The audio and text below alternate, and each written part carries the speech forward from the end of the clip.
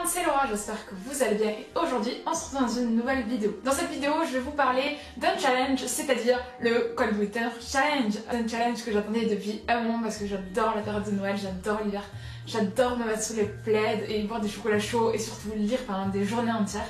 Enfin je sais pas si vous c'est votre rituel, mais en tout cas moi j'adore cette période rien que pour ça. Ce qu'on peut pas vraiment faire en été tellement il fait chaud. En tout cas moi il me tenait à cœur de faire ce challenge cette année puisque je n'avais pas pu le faire l'année d'avant.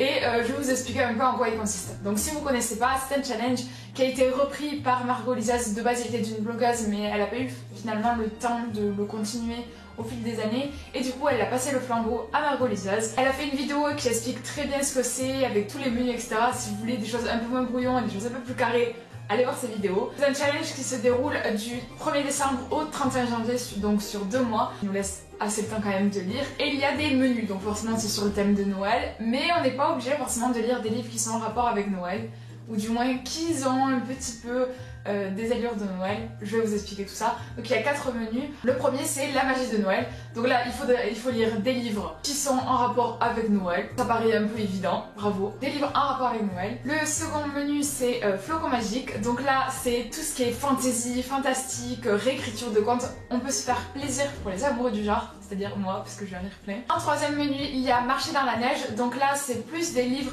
qui sont sur le nature writing etc. Donc je m'y connais un peu moins, donc je pourrais moins vous dire en gros les livres à vous conseiller. D'ailleurs je n'ai même pas de livres à lire dans ce menu. Et en dernier il y a stalactite ou stalagmite, je sais pas, ensanglanté. Donc là c'est tout ce qui est polar, thriller, avec plein de sang, voilà.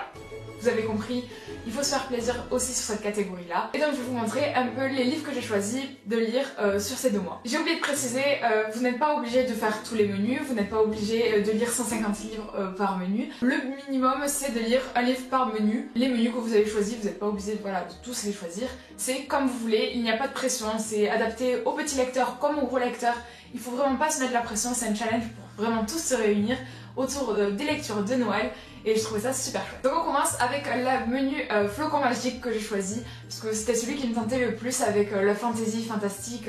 Forcément quand on aime ce genre, fonce dessus. Et je vais commencer avec mon plus gros challenge du challenge, c'est de lire Heartless de Marissa Meyer. J'avais lu toute sa série des chroniques lunaires, sauf que cette fois-ci je me suis mis le challenge de lire ça en anglais, voilà, alors que j'ai lu un seul livre en VO, je sais pas qu'est-ce qui s'est passé dans ma tête, mais disons que comparer la couverture en VO et en VF, mais la couverture en VO, voilà, c'est tout, je vais le lire en VO juste pour avoir un magnifique bouquin dans ma truc, et j'espère en tout cas que je vais y arriver, parce que vu le temps que j'ai pris pour Harry Potter, hein, 1 an et demi, voilà.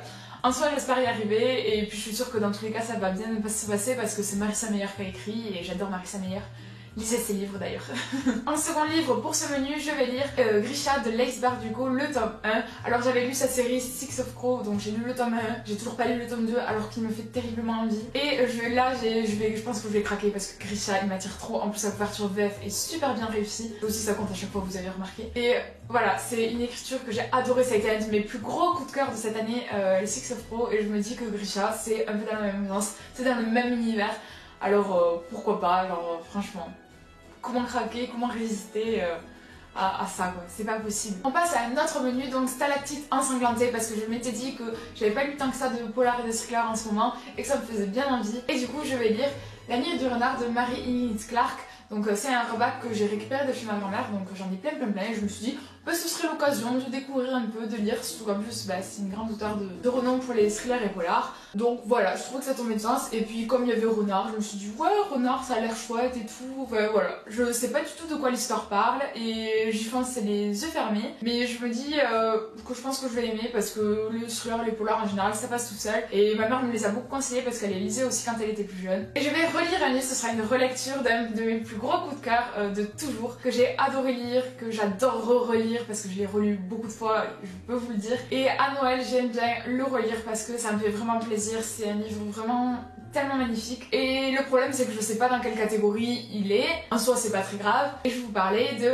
Chaque soir à 11h de Malika Farjouk. Donc si vous me connaissez, ça faisait déjà quand même un moment que je vous en parle dans plusieurs vidéos, dans plusieurs articles de blog. C'est vraiment un livre extraordinaire, l'auteur écrit magnifiquement bien, l'univers est juste incroyable, les personnages sont juste à tomber par terre. Voilà, il faut pas se fier à sa couverture c'est rose comme ça, c'est c'est pas du tout la même ambiance, c'est beaucoup plus glauque et j'adore ce livre, il est magnifique, c'est voilà, je ne sais pas comment expliquer tout mon amour pour ce livre. En plus j'avais rencontré l'auteur au salon du livre de Montreuil l'année dernière et c'était juste incroyable de la rencontrer parce qu'elle est juste une personne magnifique et génial. Ça fait 150 fois que je répète ce mot mais je pense que vous avez compris. Bref, un livre qui me tarde de relire parce que voilà, c'est mon chouchou d'amour et voilà, il me tarde de le relire. Et voilà, c'est la fin de ma pile à lire. J'ai pas vraiment prévu une énorme pile à lire parce que je compte réussir ce challenge et pas non plus... je compte pas voilà, prendre une trop grande palle et puis au final ne pas la lire, ce serait un peu dommage. Après en soi, je sais que si jamais j'ai lu tous ces livres entre temps, je pourrais toujours en lire d'autres, c'est voilà, j'ai le temps. Sachant qu'en plus, en décembre, je pars 2 semaines en Chine, donc bon, je pourrais pas forcément trop lire, je pourrais pas forcément prendre trop de livres, c'est pas si grave tant que ça. Il me tarde trop de décembre que ça commence et j'espère que vous aussi, en tout cas j'espère que ça vous aura donné envie de participer à ce challenge.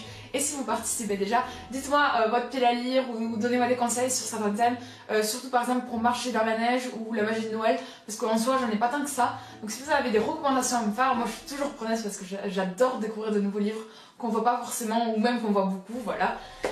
En tout cas n'hésitez pas à me dire ça et moi je vous dis à une prochaine vidéo, bye!